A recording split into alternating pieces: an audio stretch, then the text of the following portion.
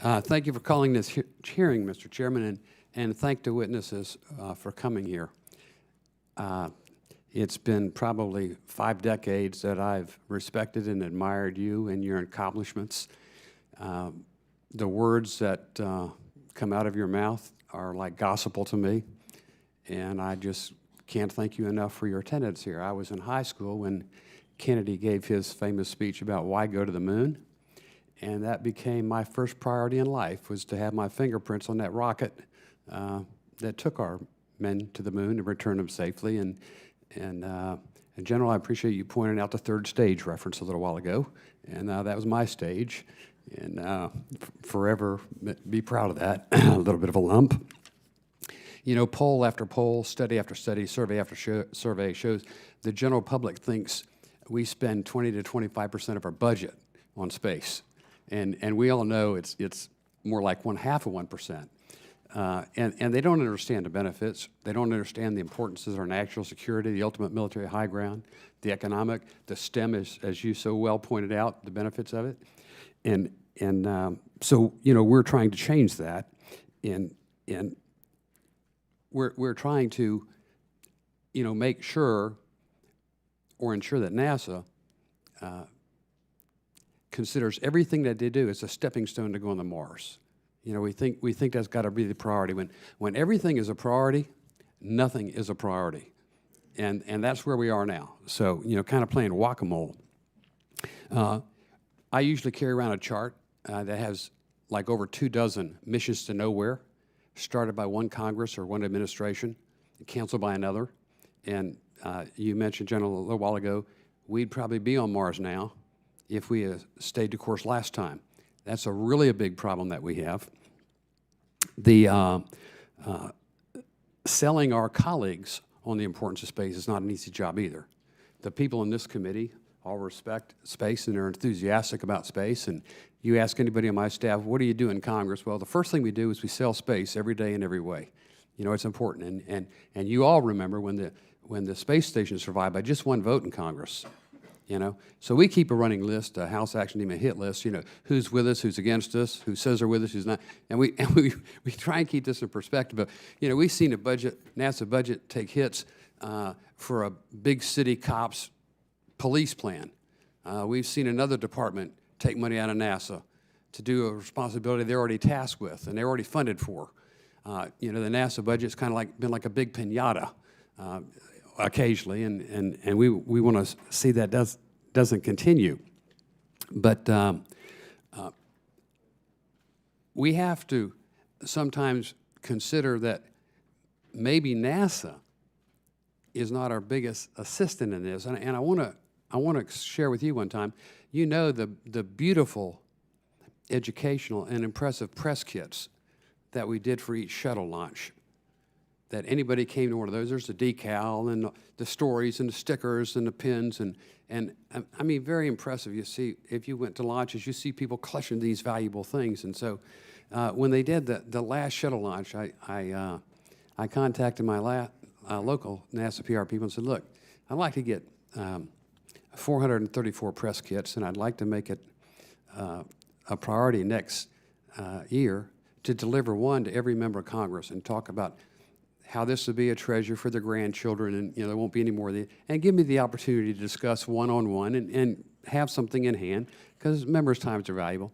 Well, my local PR people went to work to get that for me, but NASA Washington said no. They said, that's not your job. So, you know who did it? Nobody did it. And it's a great opportunity lost. So, you know, with the time remaining, I'd kind of like your thoughts on promotion, where you think we could do more, where we could be more persuasive with NASA.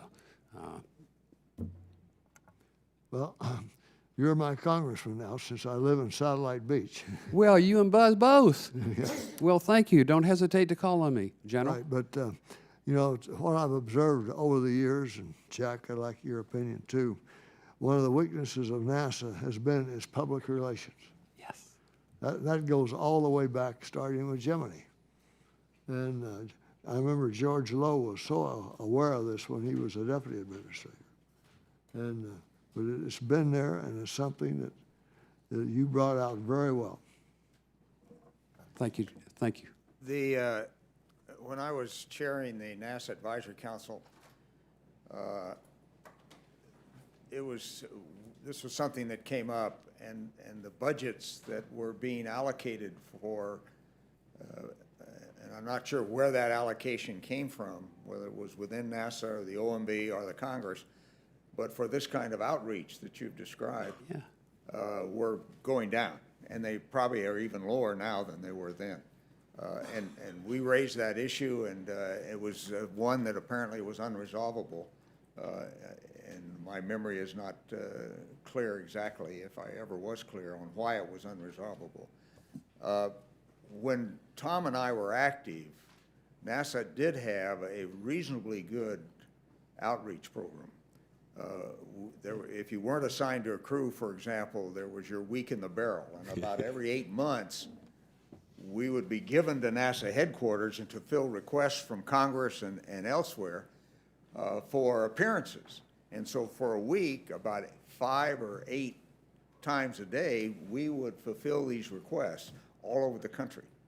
That was excellent. They also had a van, several vans that would go around the country and visit schools and other facilities with, and just, I was told hundreds of times how effective those vans were in outreach to school systems. Yeah.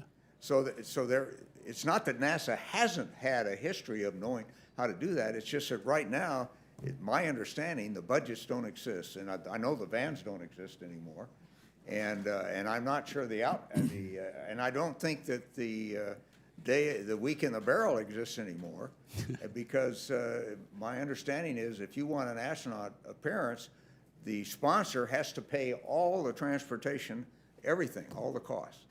So if you want a better outreach program, the funds have to be there to do it. Thank you. Thank you. Okay. Anyone else? If I could just point out, you know, NASA partners with museums all around the country. We touch thousands of kids every day through Boys and Girls Clubs programs. We reach kids in after-school programs.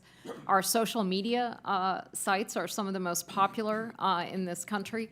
But I would also point out that the way we get the most people engaged in NASA is Curiosity landing on the surface of Mars, the Pluto encounter. Every time you're going to see SLS launch, when we see commercial crew on its way to the space station, these are the ways we engage the public, by doing great and amazing things. That's our best outreach. Well, and I think that's awesome. And I like to run their website where you can buy a ticket to the moon now. I mean, ticket to Mars. I went on and applied. I'm still waiting, 14 months. But, you know.